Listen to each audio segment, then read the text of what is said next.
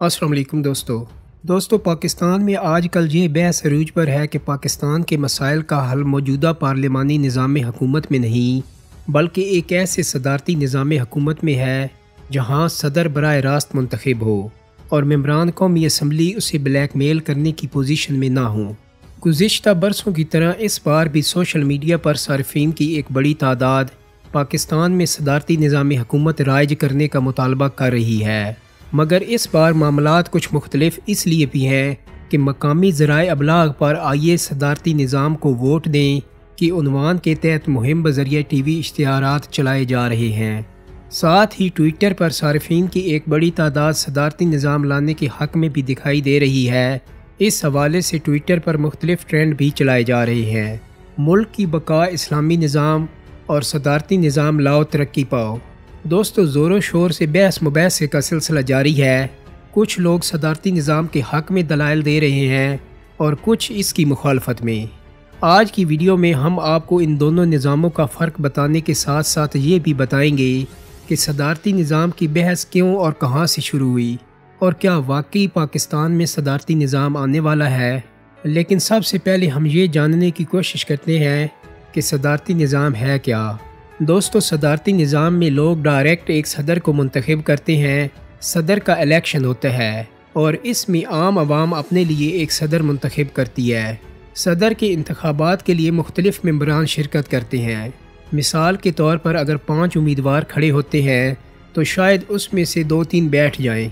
जैसा कि अगर पाकिस्तान में सदारत के इंतखाबात होते हैं तो उसमें इमरान खान, नवाज शरीफ, फजलुर रहमान, बिलावल भुट्टो और MQM का एक उम्मीदवार खड़ा होता है। इनमें सदारती इंतखाबात का मुकाबला होगा तो शायद फजलुर रहमान नवाज शरीफ के हक़ में दस्तबरदार हो जाए, क्योंकि फजलुर रहमान को पता है कि उसको इतने वोट नहीं मिलेंगे, सदर तो वो बन नहीं सकता, लिहाजा वो कुछ मुका करके नवाज शरीफ को सदर बनने का मौका दे देगा और अपने वोट और अपने वोटर्स को भी कहेगा कि वो नवाज शरीफ को वोट दें। इसी तरह MQM पीपल्स पार्टी के हक़ में बैठ सकती है कि वो अगर सदर नहीं बन सकते तो वो अपने वोटर्स को कहेंगे कि वो पीपल्स पार्टी को वोट दें। अब आखिर में 3 बड़ी पार्टियों के उम्मीदवार रह जाएंगे, PTI, नून लीग और पीपल्स पार्टी, और अवाम इन उम्मीदवारों को वोट डालेंगी। जिसको ज़्यादा वोट पड़ेंगे वो सदर पाकिस्तान बन जाएगा। सदर पाकिस्तान बनने के बाद सदर अपनी टीम खुद बनाएगा। अब सदर के पास मुकम्मल इख्तियार होगा कि वो अपनी टीम के बंदे कहाँ से सिलेक्ट करता है, चाहे वो ब्यूरोक्रेसी से करे, इस्टेब्लिशमेंट से करे या वो सियासतदानों से, सब उसके हाथ में होगा। दोस्तों सदारती निज़ाम में सदर की दौरानिया मुद्दत फ़िक्स्ड होती है। मुद्दत पूरी होने तक कोई भी उसको सदर की कुर्सी से नहीं उतार सकता और उसको जो टाइम मिलेगा वो इस टाइम फ्रेम में अपने मंशूर के मुताबिक अपने मुल्क के लिए डिलीवर करने की कोशिश करेगा। वो आज़ाद होगा और उसके हाथ पांव खुले होंगे। दोस्तों ये निज़ाम दरअसल इस्लामी निज़ाम जैसा है। इस्लामी निज़ाम में भी एक शख्स को चुन लिया जाता है, उसको खलीफा या अमीरुल मोमिनीन बना दिया जाता है और इसके बाद उसको इख्तियार होता है कि वो अपनी टीम खुद बनाए, अपने इर्द गिर्द काबिल लोगों को इकट्ठा करे जिससे वो अपने सिस्टम को चला सके, और साथ ही उसमें एक एहतसाब का निज़ाम भी रखा जाता है। इसलिए सदारती निज़ाम इस्लामी निज़ाम के करीब है, लेकिन सदारती निज़ाम और इस्लामी निज़ाम में सदर मुंतखब करने का तरीका थोड़ा मुख्तलिफ है। अब जबकि पाकिस्तान में एक सदर बन जाएगा उसके हाथ खुले होंगे, वो अपने लिए काबिल लोगों की टीम बना सकेगा। हर सूबे के लिए वो अलहदा टीम बनाएगा ताकि सूबों को भी अच्छे तरीके से कंट्रोल कर सके।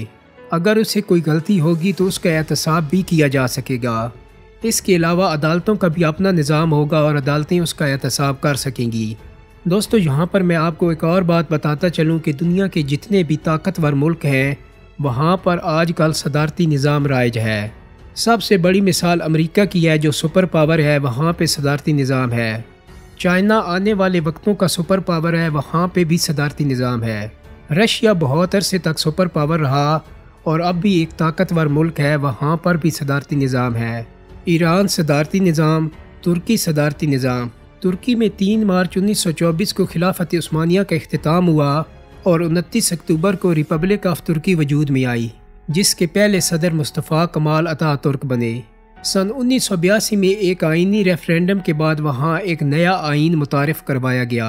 इसके बाद 2017 में मज़ीद आइनी तरामीम की गईं जिसके बाद वज़ीर आज़म का ओहदा ख़त्म कर दिया गया और सदर को ही रियासत और हुकूमत का सरबराह बना दिया गया, और इस तरह तुर्की एक पार्लिमानी से सदारती निज़ाम वाली रियासत बन गया। मौजूदा सदर रजब तैयब अर्दगान वज़ीर आज़म भी रहे और अब मजबूत सदर भी हैं। दोस्तों, क्या आप जानते हैं कि इराक़ और लीबिया पर अमेरिका ने हमला क्यों किया? अगर वहाँ पर पार्लिमानी निज़ाम होता तो शायद अमेरिका आराम से उनके वज़ीरों को ख़रीद कर अपनी मर्ज़ी की हुकूमत मुसल्लत कर सकता था। चूँकि वहाँ पे सदारती निज़ाम था और अमेरिका कुछ नहीं कर सकता था, लिहाजा मजबूर होकर उसे उन पर हमला करना पड़ा। दोस्तों, अभी तक हमने ये जाना है कि सदारती निज़ाम क्या होता है, लेकिन इसके साथ साथ हम ये भी जानते हैं कि पार्लिमानी निज़ाम क्या होता है। पार्लिमानी निज़ाम में मुख्तलिफ़ इलाकों में हल्के बनाए जाते हैं, फिर वहाँ सूबाई नशिस्तों पर और कौमी नशिस्तों पर इलेक्शन होते हैं और MPA और MNAs बन जाते हैं। सियासी पार्टियों के लोग जीत जाते हैं। किसी के पास 10 सीटें होती हैं, किसी के पास 100 सीटें, किसी के पास 50 तो किसी के पास 20, और यूँ मुख्तलिफ़ पार्टियाँ आपस में मिलकर हुकूमत बनाती हैं।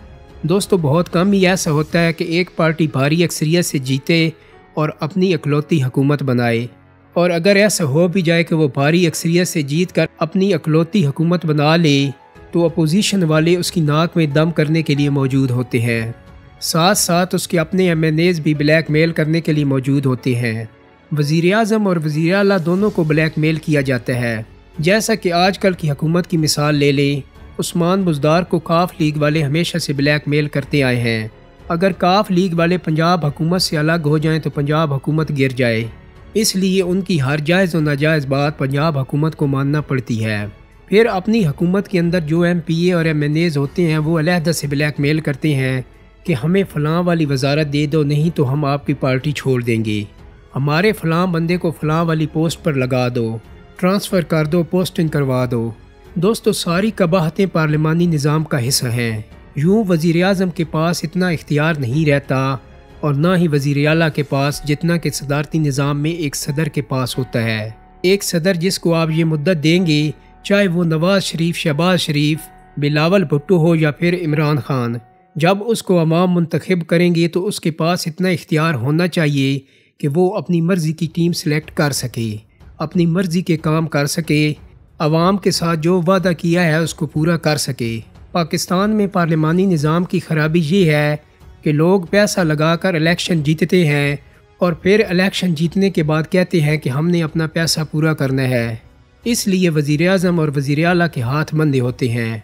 इसके अलावा पार्लिमानी निज़ाम एस्टेब्लिशमेंट को भी सूट करता है, क्योंकि पार्लिमानी निज़ाम में एस्टेब्लिशमेंट ज़्यादा मदाखलत कर सकती है, जबकि सदारती निज़ाम में नहीं, क्योंकि सदारती निज़ाम में ताकत एक फ़र्द के पास होती है, इसलिए एस्टेब्लिशमेंट उसकी हुकूमत को आसानी से गिरा नहीं सकती जब तक कि वो बंदा खुद करप्ट ना हो और उस पर उसका एहतसाब किया जाए। दोस्तों, अभी दोनों निज़ाम मैंने आपके सामने रख दिए हैं।